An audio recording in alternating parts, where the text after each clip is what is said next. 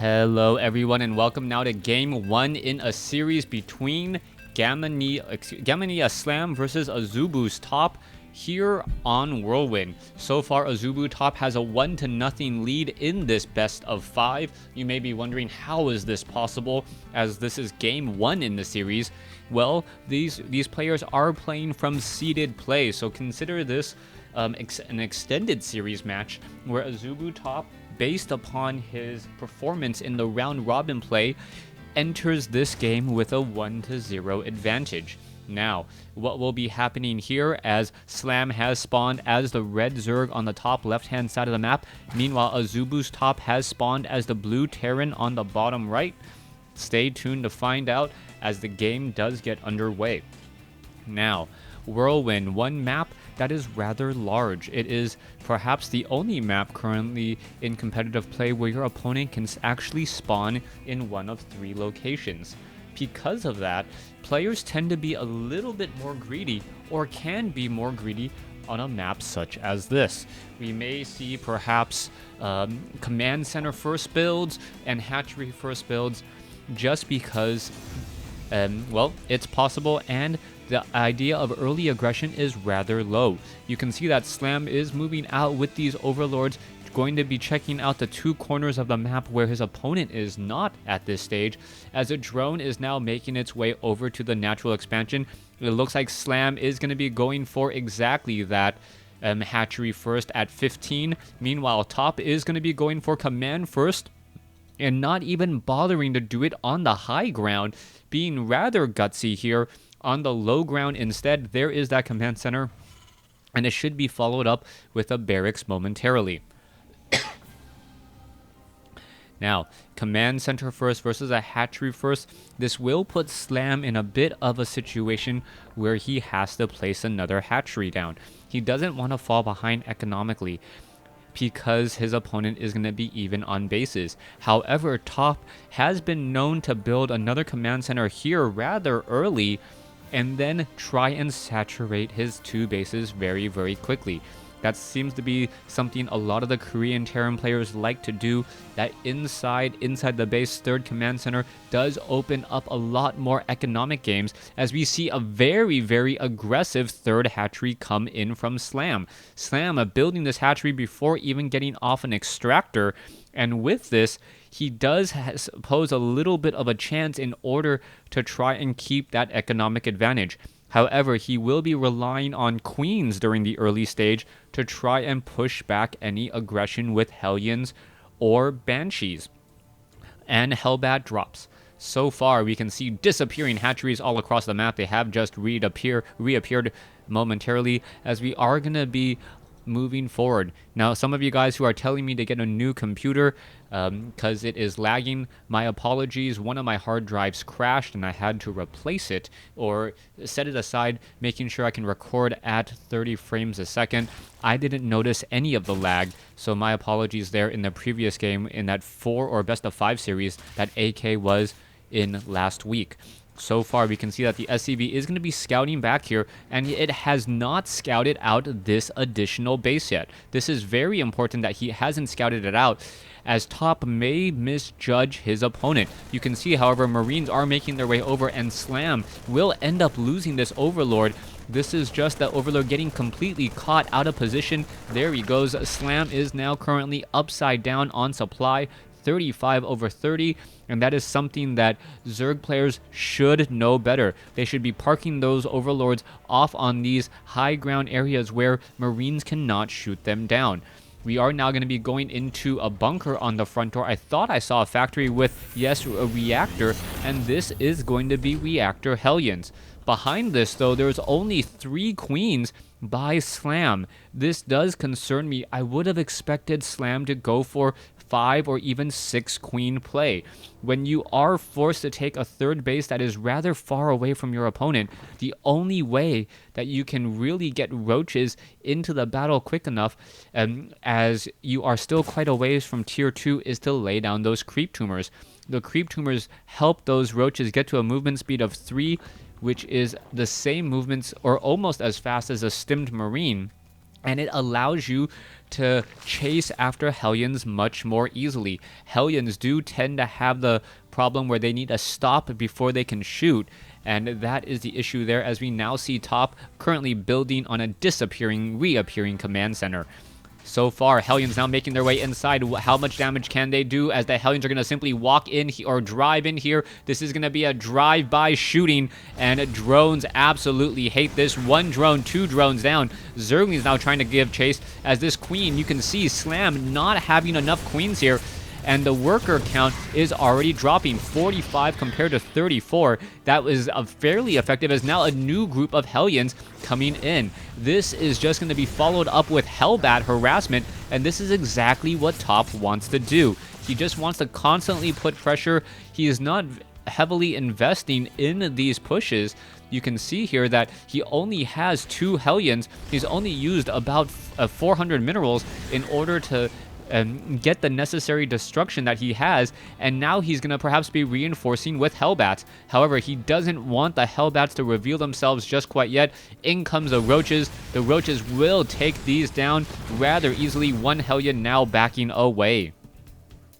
Now, let's take a look. A bunker or supply depot. Wow, disappearing buildings. There's got to be something more here. There you go. There are those supply depots once again, as we are now looking at double Hellbat drops coming in. Most likely the Hellbat drops will be here in the natural expansion and in the main base. I would have liked to see perhaps a Hellbat drop here and here instead, as it is rather far as the crow flies, or sorry, as the roach walks, but really close as the crow flies, so to speak. Hellbats are going to be able to two-shot, and two-shotting all of these drones is going to be key. However, it has been revealed. Will Slam be able to respond in time? It doesn't look like the Roaches have actually seen that Hellbat drop, as it is going to be a quad Hellbat drop inside the natural expansion. All those drones now trying to get away. Oh, this could be extremely, extremely sad day. We are looking at 57 drones now, as the Queen is now taking a beating so far. Let's see what's happening next. Hellbats, some of them have taken a bit of damage, now unloading once again, as the Queens and both sides are still fighting around. Are they going to perhaps get picked back up? Yes, they will. Another Hellbat falls there, as the Queen is sniping them down.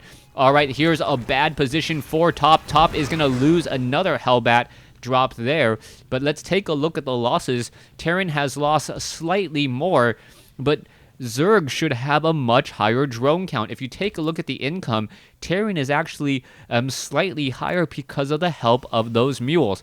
2 mules currently mining away here at the 3rd base, and as SCVs are transferred to this location, top will end up having a superior economy. And if at first the strategy succeeds, just try again, as top is just coming in once more with a lot of harassment. However, this opening has been shut. There is a spine crawler and a spore crawler there. Instead, the Hellbats now making their way inside the base, and still without creep tumors connecting the 2 locations. That is rather sad, as the Hellions, or the Hellbats, now going to try to drop on nothing. You can see that the drones are right there. Oh, the drones are going to get absolutely torched again. Let's take a look. 61 to 58. As the Hellbats are currently falling. Oh, the Medivacs are going to be doing another bad flyby here. There you go, taking a bit of damage. Are they going to actually fly by some more Queens? No, it looks like they are safe, as the Hellbats need to get away and perhaps try and drop at the 4th base here. Not many drones, perhaps a little bit of a kill here, as we're going to see those Hellbats now dropping in, taking down all those Zerglings. There is a little bit of heal coming into action, as the Roaches have arrived, and Slam has just been on the receiving end of a beatdown so far. Even though he has less losses, all of his losses have been in drones and workers as opposed to actual army units.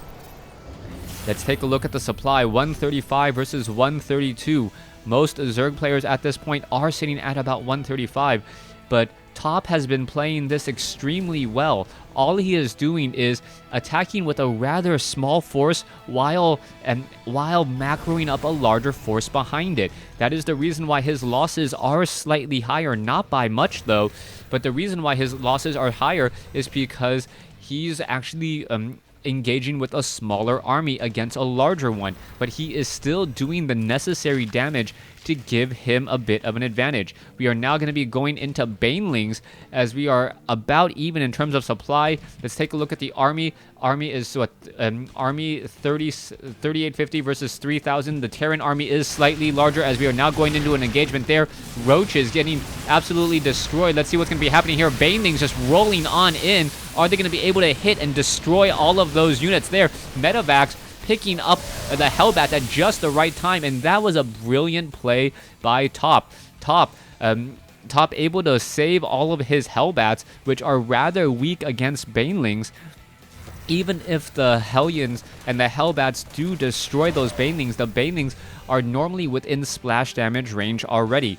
Banelings are one-hit wonders, so to speak, so as long as they're next to their target and they die, they don't really care, as we do see a planetary fortress come in and established by Top. Top has been relentless in his taking of expansions. Very rarely do I see a Terran player up on 4 bases before the 15-minute mark, especially with that 4th base having a planetary fortress. Let's take a look here. Scanner sweep. Scanner sweeps now coming into play to try and figure out what is going on. You can see that level 1 weapons upgrade is coming in. Slam does have superior upgrades for now, but they will be evened up in just a moment. A drop, a Marine Marauder drop now looking to come in and deal a bit of damage. Here we go. There's a Spore Crawler, there's a Spine Crawler, and the Medivacs are going to be forced to back off, but at the front door instead, the Hellions, the Hellbats, Marines, and Marauders cleaning up creep tumors. So far, the Banelings look like they're going to roll on in. Are they going to do any damage? No, they are not, as they are all cleaned up by Marines and Widow Mines. The Widow Mines didn't even need to work anywhere, as we now see perhaps a drop coming in the old-fashioned way. Dropping in from just beyond Fog of War, or just right next to the cliff there. You can see that the Marines and the Marauders are all surrounded. Now, they will get taken down, but this is too much to try and clean up one drop, as now the main door is getting pressured. However, the Zerglings and the Banelings and Roaches are able to get there in time with the help of Creep, as we are now going to see an engagement there. Oh, the Hell, or the Widow Mines having burrowed themselves very, very quickly. We're going to see more units attacking in here, as the Mutalisks are now coming in as well. Both sides just absolutely destroying each other. We're seeing at 162 versus 144, as Top is trying to replace all of his units. Slam sitting at 161 with a huge bank, but he is not, I repeat, he is not spending enough of his resources quickly. He has 14 larvae. He could easily train up a whole bunch of units, but he is currently now even in terms of supply. This is not good for him. A 4 supply advantage is not what you're looking for, as the Mutalisks will get taken down. Here you go. It looks like this base will get destroyed here. Marines and Marauders are now trying to come back in. Banelings, oh, picking themselves up. The Banelings are not going to even trade efficiently at all, as the planetary fortress does fall. And Slam now looking to take up another base. Top, with a beautiful, beautiful control of all of his units, and Slam just rolling Banelings by, taking a lot more damage than he expected, as we do see the infestation pit has gone down. Marines and Marauders now trying to clear up everything else here. Spine Crawler, Marines are going to fall here, as we now see perhaps an attack on the front door. Marines going to clean up all of these creep tumors again, and I am a bit sad that the creep tumors have not spread all the way across the field yet. Queens need to get some more down, as Top is now going to be pressuring another set of bases. This attack on the front door is going to keep this entire army here, and I really feel like Slam is starting to feel the pressure.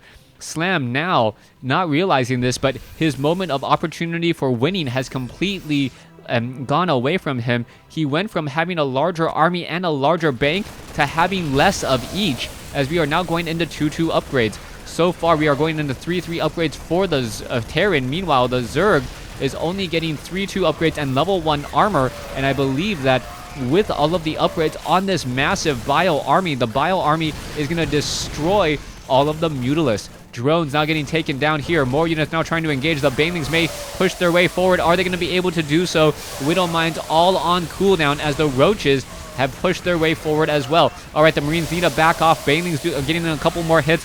168 versus 133. The Mutalisks are not going to be that effective, especially against the Marines, who are upgraded nearly 3, or are upgraded at 3-3 now. More Marine production.